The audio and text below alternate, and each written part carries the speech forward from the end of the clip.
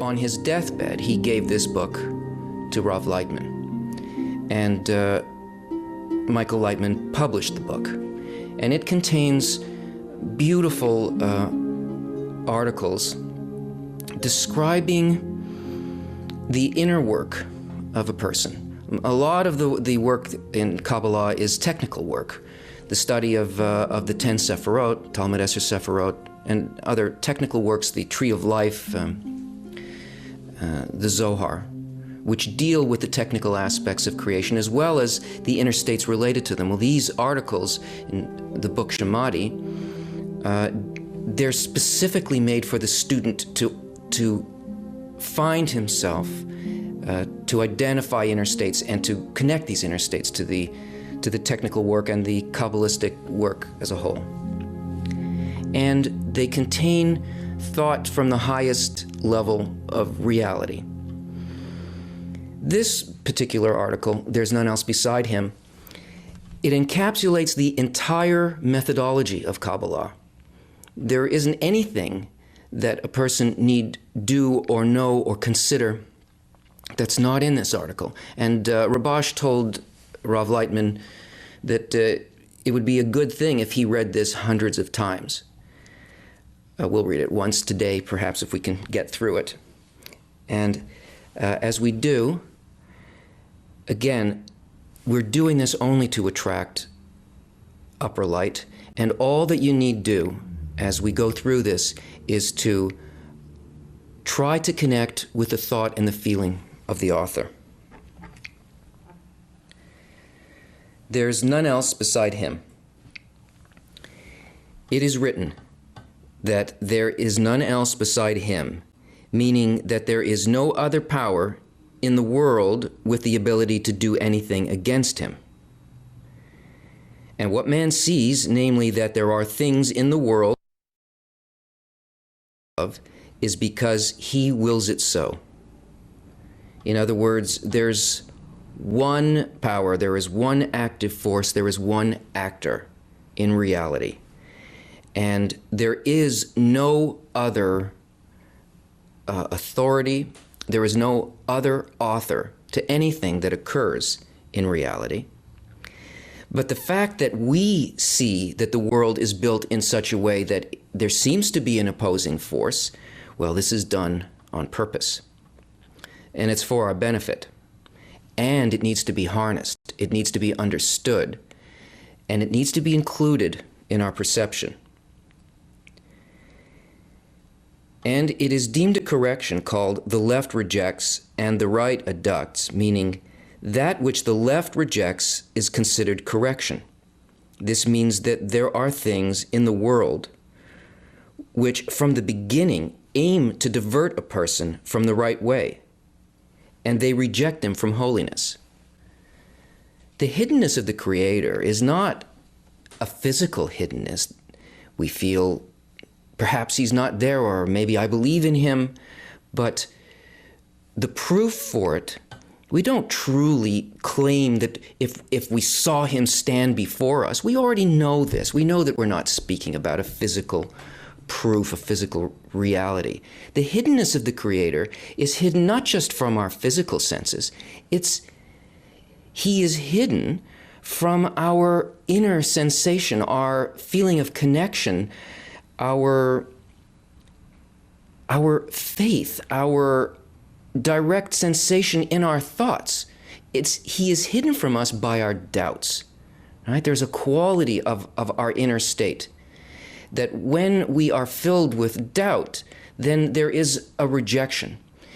That is, there's a hiddenness. We feel that it can't be so and that there is perhaps some other force.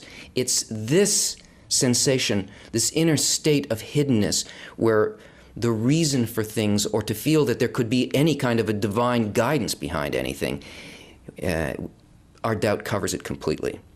This is the hiddenness of the Creator, and this is his method of teaching us and bringing us along. This means that there are things in the world which from the beginning aim to divert a person from the right way, and they reject him from holiness. It's built that way. It's part of the design, this hiddenness of the Creator. and the evolution towards the desire to perceive the Creator. And the benefit from these rejections is that through them a person receives a need and a complete desire for God to help him, since he sees that otherwise he is lost. This need is actually what Kabbalah defines as prayer. To a Kabbalist, prayer is not words spoken. It's not something of the mouth. It's not the repetition of things, words and ideas in a prayer book. It is a gut-level need. It's something that has occurred in a person's desire for which there can be no other answer but the thing desired for. And the hiddenness of the Creator and this action of the right and the left hand purposely create a need specifically for the closeness to the Creator. That is, for doubts to be removed, for us to rise above the aspect of our nature that engenders these doubts. And that's the benefit. This is called a correction, this development of this desire. And what is it that happens? How is this benefit felt for a person? He's not only does he not progress in the work, this is how he feels, but he sees that he regresses and he lacks the strength to observe Torah and mitzvot, even if not for her name. So we know that the goal is to be able to be like the Creator, to create an inner similarity of form, of intention towards the Creator, which would be to bestow without thought of self, without that need, to be completely in bestowal, which is called for her sake or lishma. But a person can't even come close to that, so that the sensation that is teaching them and evolving them and building the need is a sensation that they can't even do this work, even if not for her name. That is, even for themselves they can't do it. The rejection and doubt is so complete, and it's part of the process. It happens. It is one hand and then the next hand, one hand and the next. When this happens to a person, it's not happening because there's something wrong with the person. It's happening because it's in the system and it's built that way. That only by genuinely overcoming all the obstacles above reason, he can observe Torah and mitzvot. So this is the thing that's built for a person. That it's not possible by dealing with a doubt and then with some kind of a feeling, a delight at feeling close. These two variations always produce a hiddenness, a sensation of hiddenness, and that the only way that a person can proceed to actually observe Torah and mitzvot, that is to become like the Creator, draw close and bond with the Creator, is above that level, above reason. But he doesn't always have the strength to overcome above reason. That otherwise he is forced to deviate, God forbid, from the way of the Creator, and even from not for her name. And he who always feels that the shattered is greater than the whole, meaning that there are a lot more descents than ascents, and he doesn't see an end to these predicaments, and he will forever remain outside of holiness, for he sees that it's difficult for him to observe even as little as a jot, unless through overcoming above reason, but he is not always able to overcome. And what shall be the end of it? This is the extent of the hiddenness and the need that it evokes in a person. It comes to an extreme expression. That is, the more that a person wants this, the more they truly desire this, the more it appears that they're pushed away. And this is a response similar to the response of a parent to a child who is beginning to be an adult. You give them more room. You give them a kind of independence. You step away, and the depth of confusion of that adolescent or the young adult is an extreme situation, and it's done as by a loving father towards a child. This extremity of distancing. And what shall be the end of it all? How is it even possible? Then he reaches the decision that no one can help him except God himself. And this causes him to make a heartfelt demand of the Creator to open his eyes and his heart and to bring him nearer to eternal adhesion with God. This is what eventually happens. A true prayer appears within the person. That you can't fool the Creator. You can't say one thing and really desire another.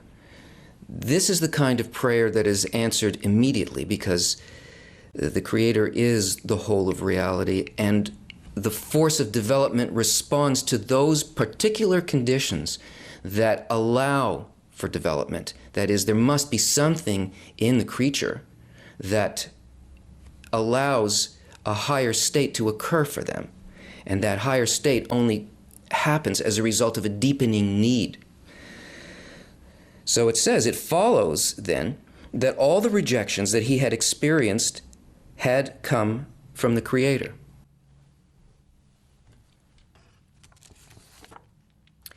That means that the rejections he experienced were not because he was at fault for not having the ability to overcome, but because these rejections are for those who truly want to draw nearer to God. And in order for such a person not to be satisfied with only a little, namely, not to remain as a little child without knowledge, he receives help from above so that he won't be able to say, thank God he observes Torah and performs good deeds, and what else could he ask for?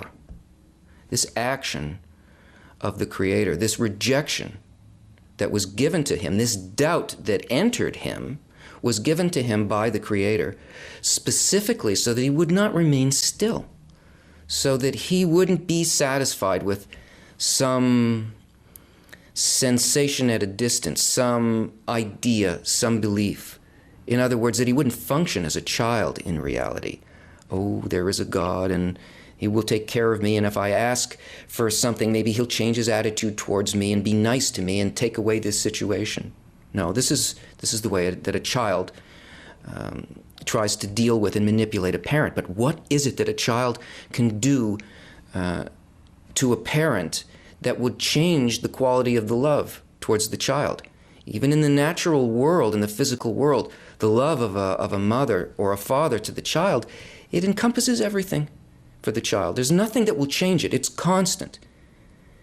So for the person not to remain this way would be not to be satisfied with this condition, that this force both of drawing close and of pushing away is to evolve us into a spiritual adult. And only if that person has a true desire, he will receive help from above. So that's the condition. Only if a person has a true desire, of course there will be help from above. It's not that the Creator changed his attitude towards the person. It's that the person changed their need for the Creator. Their desire, which is a vessel, opened a place in which perception of the Creator can occur, so it does occur. It's a law. It happens. The answer to the prayer depends totally on the change in attitude within the creature. And he is constantly shown how his faults in his present state, that is, he is sent thoughts and views which work against his efforts. And this is in order for him to see that he is not one with the Lord. In other words, this contrast of feeling rejection and thoughts of doubt, they're not his. They are an action of the Creator on him while he is becoming a spiritual adult, while he's growing.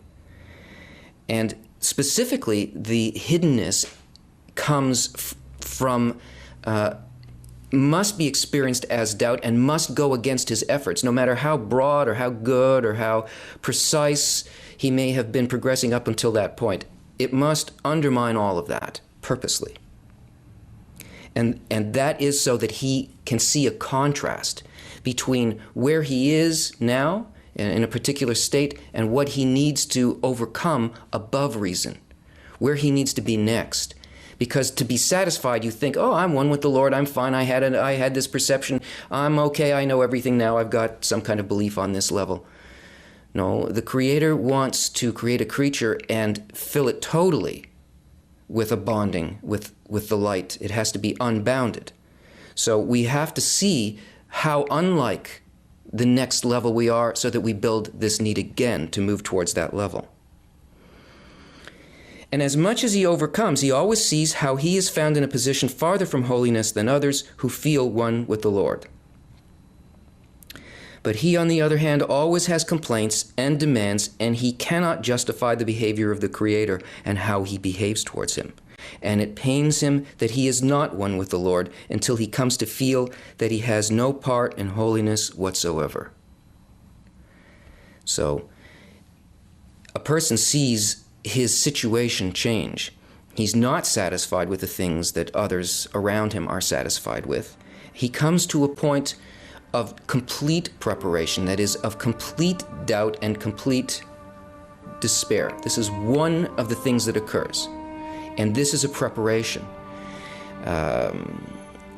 It's a despair towards the goal, not a despair against life, that life is not worthwhile, but that according to the goal that he has determined, his intention to bond with the Creator, he sees that it is completely beyond his capability. That is, the capability of his created nature and the will to receive, and his actions, his intelligence. It can't be done that way. And although he is occasionally awakened from above, which momentarily revives him, but soon he falls into an abyss. However, this is what causes him to realize that only God can help and really draw him closer. So even the enlightenment, even the awakenings that he receives will not do the job. It must continue to the point where there is a complete need only for the Creator, only for the light. One has to really abandon this idea that there's something we can do with our actions in this world. No action by a person will do anything to advance this. Only the growing inner desire will change anything. A man must always try and cleave to the Creator, namely that all of his thoughts will be about him. And that is to say that even if he's in the worst state, from which there cannot be a greater descent, he should not leave his domain, namely think that there is another authority which prevents him from entering into holiness and which has the power to either benefit or harm. And that is the substance of doubt, that there's some other reason for this occurring. Either it's me, or it is the world is conditioned in a certain way, my environment prevents me, that there is something other than the Creator doing all of these actions. That is, he must not think that there's a matter of the power of the other side, which does not allow a man to do good deeds and follow God's ways, but he should think that all is done by the Creator. The Baal Shem Tov said that he who says there is another power in the world, namely shells, is in a state of serving other gods, and that it's not necessarily the thought of heresy that is the sin, but if he thinks that there is another authority and a force apart from the Creator, by that he is committing a sin.